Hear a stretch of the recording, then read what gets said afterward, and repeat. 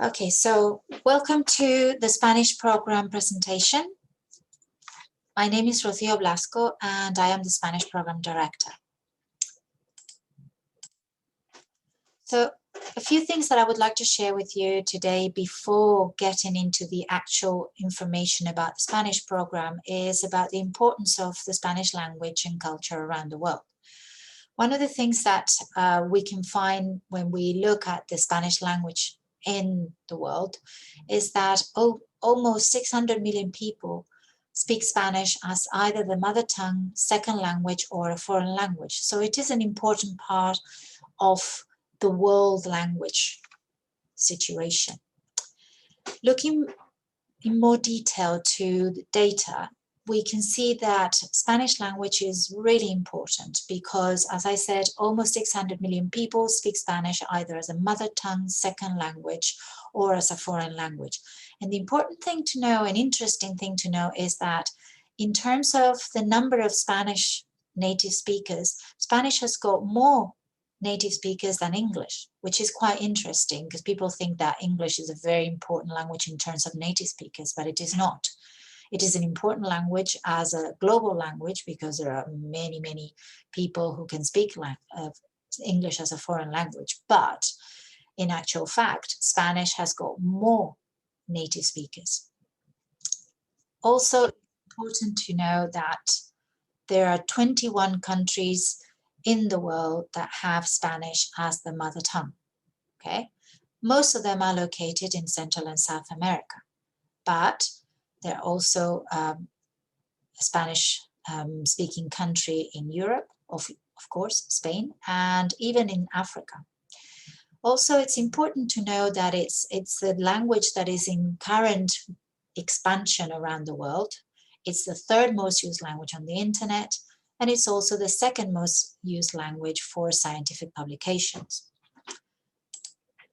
So, if you think about why should you learn Spanish? Why is it a world language? Well, first of all, if we go back in history to understand how Spanish became such an important language, we need to look back to the Middle Ages, right? At that time, there was a need for spices in Europe, and it was not easy to get to the spice countries because they were all located in Asia. So the normal way to get to Asia was by going down Africa and then across and then get to India and the Moluccas and Indonesia, all that area. But it was controlled by a number of countries, and Spain was trying to find an alternative way. And what happened was that the king and queen of Spain decided that they were going to send a mission to try and find an alternative way to get to India and get spices. So they tasked Christopher Columbus, you may have heard about him, they tasked him with getting to India by traveling west instead of east. Of course, neither the king and queen of Spain nor Christopher Columbus knew that there was a whole continent on the way. So when Christopher Columbus got to America, he actually thought that he had got to India, and that's why Native Americans for a long time were called Indians, right? Now, colonization brought Spaniards to America, and it brought the Spanish language and all the culture of Spain across to America. When that mixed with the local languages and with the local culture, it created the rich language and varied cultures that we have now in the Spanish-speaking world. We know about Hispanic culture in Hong Kong, right? If you go around Hong Kong, you can actually see elements of Hispanic culture. How? Well, food, for example. There are more than 50 Spanish restaurants in Hong Kong. If you add to those all the restaurants that offer food and cuisine from other Spanish-speaking countries like Argentina, like Peru, like Mexico, then the number increases exponentially. So we've all heard about tapas and tacos, and of course, there are Spanish products being sold in Hong Kong. If you go to any supermarket, you can find Iberian ham, you can find olive oil, you can find Spanish olives, Spanish cheese. And of course, those of you who are interested in sports, who are sports fans, will know about football, Real Madrid, Barcelona, tennis with Rafael Nadal, or basketball. And of course, another very important element of Hispanic culture is dance. There are many dance schools in Hong Kong which teach salsa, tango, or flamenco. And of course, many of you may have had the opportunity to travel to Europe, to travel to Spain, or to travel to South and Central America and get to experience Hispanic culture there. So why should you study Spanish? Well, recapping what we were saying before, Spanish is the third most spoken language in the world, only behind Mandarin and English. So it makes sense for a student from Hong Kong because you already know English, you already know Mandarin, you can speak Cantonese. So Spanish would be your new language, and it would mean that you speak the three most spoken languages in the world. Also, Spanish is the second language by number of native speakers. It's the official language in 21 countries, and it's the second language of use in the US. So if you're thinking of studying, working, living abroad, it makes sense to learn Spanish. It's also one of the 6 official languages of use in the UN. It's the second language for international communication. And of course, it makes a good combination for a double major. So for those of you who might be thinking, okay, I want to study comparative literature, you can do a double major in comparative literature in Spanish, or translation in Spanish, or business in Spanish, or science in Spanish. Many of our students, I would say most of our students, are doing a double major, and languages are a good combination to do with other types of studies. So going into the Spanish program at Hong Kong U, okay? Well, the first thing that you need to know is that we have a major and minor program, right? We are the only university in Hong Kong to offer a major program in Spanish. So if you're thinking of going more in depth into Spanish or learning it from zero, but going in depth, then Hong Kong U is the place to come. We also have a non-credit program, which is for students who may not be able to take credits in the language. You can still learn the language as an extracurricular activity.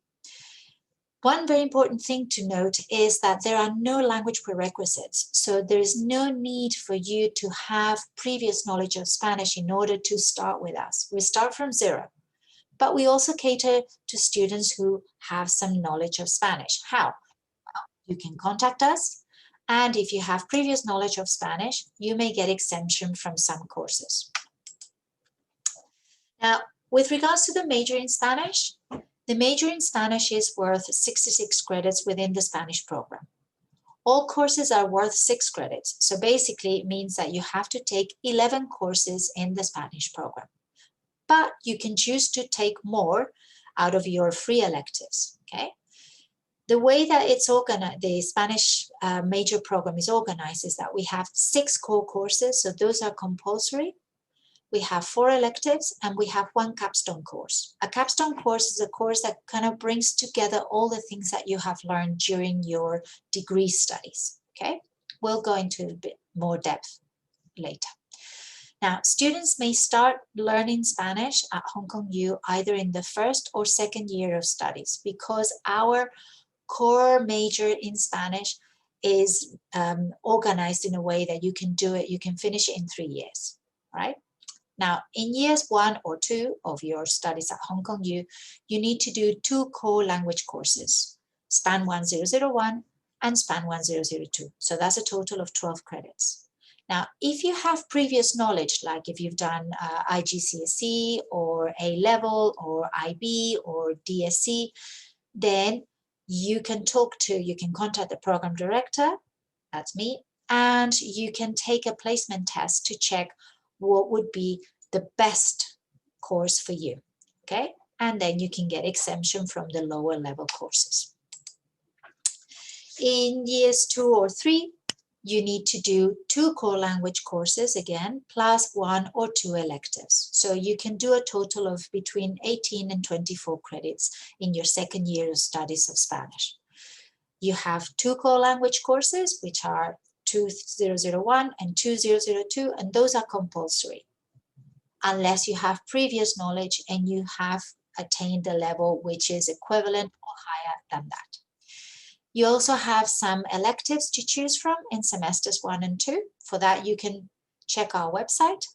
And in year 3 or 4, you have to do also 2 core language courses plus 2 or 3 electives plus the capstone course. So in your 3rd or 4th year of study at Hong Kong U, you need to take SPAN 3001 and 3002. And then you have various electives to choose from in semesters 1 and 2. With regard to the capstone courses, as I just said, these are courses which kind of bring together all the knowledge that you have acquired during your major studies. And you have 3 to choose based on your interests. So we have a course which focuses on self-learning, autonomy and language learning. So you choose a number of activities that you wish to do in order to put together all the knowledge that you have acquired and also work on things that you think may need more focus, like basically you may want to concentrate on your oral skills or on your written skills in Spanish, okay? And you can choose activities guided by one of the teachers that will basically help you to develop those skills. Or you can choose to do an internship course. Okay, so you are placed in a Spanish-speaking institution. It can be a chamber of commerce, it can be a consulate, or it can be a private company. And you will be asked to work together with the people in the company to develop products, to be in touch with people in the Spanish-speaking world, to help the consul organize events, or so on and so forth. Okay, and then you also have to do some activities for your teacher at Hong Kong U. The one course that's left is the Hispanic research course. So this is for students who are more interested in researching topics and writing an extended piece of writing, so an extended essay on something that's related to the Spanish-speaking world. And of course, you have to write it in Spanish. Okay, so again, you will be guided by a teacher who will help you develop this essay. If, on the other hand, you don't wish to do the major or you cannot do the major because the requirements of your main study are too high in terms of credits, then you can choose to do a minor in Spanish, where you concentrate just on the language and you need to take 36 credits. Okay, and for this, you need to do the 6 core language courses: 1001, 1002, 2001, 2002, and 3001, 3002. Now, if you are one of those students who have previous knowledge of the language, again, you can take a placement test and you can be exempted from the first basic level courses. That would be 1001 and 1002. Okay, and then you would have to take other electives instead to fulfill the credit requirement. Now, that's all regarding the actual program, the major and the minor. Now, we also have information of interest. For example, Hong Kong U has exchange agreements with universities both in Spain and in Latin America. So if you wish to work on your oral skills, you wish to go to a Spanish-speaking country on exchange, you may do so. Students can apply to go on exchange during their 2nd, 3rd, or 4th year of study. But most commonly, students go on exchange on the 3rd year of studies. Okay, you can apply either through our Office of International Student Exchange, and we have about 300 partners, or you can apply through your own faculty. Most faculties have faculty level exchange agreements with universities in the Spanish-speaking world. So for example, if you're doing business, you can go to a Spanish-speaking university. If you're doing arts, you can go to a Spanish-speaking university. And in many of the other faculties, they also have exchange programs with Spanish-speaking universities. Students are also encouraged to go to Spain or a Spanish-speaking country in the summer after the 2nd year of Spanish studies at Hong Kong U. So this is because we find that not being exposed to an immersion situation means that your oral skills might not develop as much as you would like to. So we encourage students to go for an intensive course in the summer. When you finish 4 semesters of Spanish, we encourage you to go and study in a Spanish-speaking country for a month intensive course. And that really improves oral skills and self-confidence. Students always think that they won't be able to survive in a foreign situation, but they're perfectly capable. And when they come back, they're very happy to see that they've actually managed to improve their oral skills. Okay. Every year we have cash prizes, which are kindly donated by the Consulate General of Spain in Hong Kong to help students with their expenses when going for a summer course. We also have some course scholarships from universities in Spain, and they cover the course tuition fees. So as a student, you may apply for one kind of scholarship, the other kind of scholarship, or both scholarships. These are just some photos of some of the students who benefited from this program. They went to Spain, they did summer courses. Of course, they also traveled, as you can see from the photos, and they really improved their oral skills. Now, to finish off this presentation, I would like to share with you some curiosities of the Spanish language. Some of them you may be familiar with, some of them you may not know. The first thing to note is that Spanish comes mostly from Latin, okay? So Latin is the biggest contributor to the Spanish language, but it's not the only one. It has words from other languages as well, for example, Greek or Arabic. Latin developed into what we now know as Romance languages, which are spoken around Europe. So Spanish belongs to the Romance family of languages, which also includes French, Italian, Portuguese, and Romanian. This means that if you have already learned a Romance language, so if you've learned French, or if you've learned Italian, if you've learned Portuguese, then it will be easier for you to learn Spanish. And vice versa, if you learn Spanish, then it will be easier for you to learn French or Italian or Portuguese. Now, the Latin language in Spain, it developed into 3 main languages: Catalan, Galician, and Castilian, which is what we know as Spanish. And those languages plus Basque are now official in Spain. Okay? So in Catalonia, for example, there are 2 official languages. One is Spanish and the other one is Catalan. In the Basque country, there are 2 official languages. One is Spanish and the other one is Basque. And the same happens with Galicia. In the rest of Spain, the only language of use is really Spanish. Now, another thing that is interesting to note is that Spanish has a unique letter that no other language in the world has, and that's the letter ñ. It also has a sound which learners consider rather difficult. And this is something that if you ask any of the students who are learning Spanish or have learned Spanish with us, they always say, oh, it's quite difficult. And it's the letter R, which in Spanish is R. It's a strong sound, but don't worry, you can learn it, right? The other thing to note about the Spanish language is that it's a phonetic language, and that makes it a lot easier to learn because one letter has one sound. This is quite different from English, where you see a word written and you're never quite certain how to pronounce it. In Spanish, what you see is what you get. So once you know the alphabet, you can read anything in Spanish. So if you would like to try some Spanish, okay, here's a few words that you can use if you ever travel to Spain or if you meet a Spanish speaker and you want to show off a bit. The first word that you should learn is how to say hello, how to greet people. And the word is hola. Okay? Hola. Second, if you want to ask someone how they are, ¿qué tal? ¿Qué tal? And if you want to answer someone's question, so if you are in a Spanish-speaking country and somebody asks you, ¿qué tal? Then you can say, bien, gracias. ¿Y tú? Right?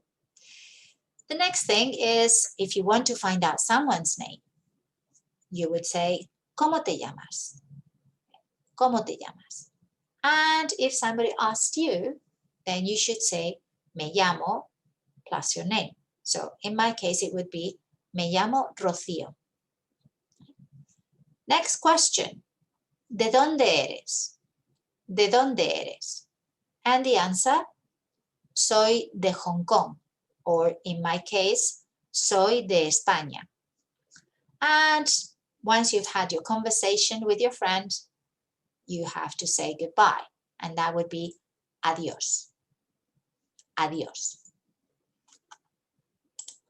So, if you want to study Spanish at Hong Kong U, you can check our webpage for information about the Spanish program. This is the webpage. So, if you go to this webpage, you can see everything about the teaching staff, the program, the courses, the scholarships that we have, testimonials from some of our old graduates.